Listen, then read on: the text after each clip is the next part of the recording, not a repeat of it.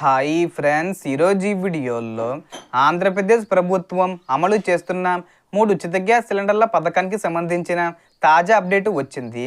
August 1 నుండి 6వ ఉచిత గ్యాస్ సిలిండర్ బుకింగ్లు ప్రారంభం అవ్వబోతున్నాయి.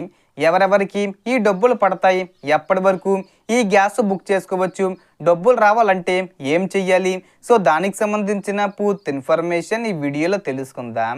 సో ఇప్పటి వరకు కూటమి ప్రభుత్వం మొత్తం 5 ఉచిత గ్యాస్ సిలిండర్లకు సంబంధించిన సబ్సిడీ మొత్తాలను అర్హులైన లబ్ధిదారుల ఖాతాల్లో జమ చేసింది.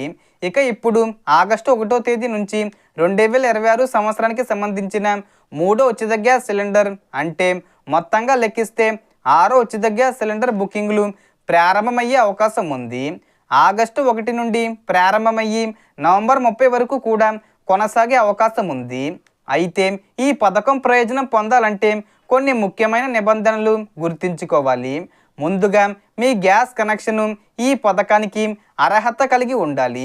అలాగే ఈకేవైసీ పూర్తి చేసి ఉండడం, ఆధారు, బ్యాంక్ ఖాతా మరియు గ్యాస్ కనెక్షన్ వివరాలు సరిగ్గా అనుసంధానమై ఉండడం చాలా ముఖ్యం.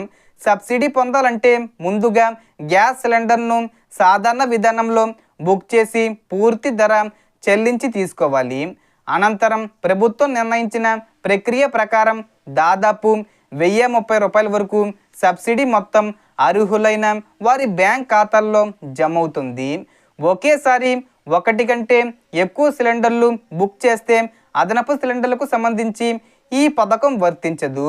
అలాగే ప్రభుత్వం నిర్ణయించిన కాల పరిమితి, అర్హత నిబంధనలు మరియు మార్గదర్శకాలను తప్పనిసరిగా పాటించాలి. కాబట్టి మీ ఈకేవైసీ, బ్యాంకు లింకింగు మరియు ఇతర వివరాలు సరిగ్గా ఉన్నాయో లేదో ఒకసారి తప్పకుండా చెక్ చేసుకోండి. ఆగస్టు నెల బుకింగ్లు ప్రారంభమైన వెంటనే ఆలస్యం చేయకుండా మీ గ్యాస్ సిలిండర్ను బుక్ చేసుకుంటే సబ్సిడీ పొందే అవకాశం ఉంటుంది.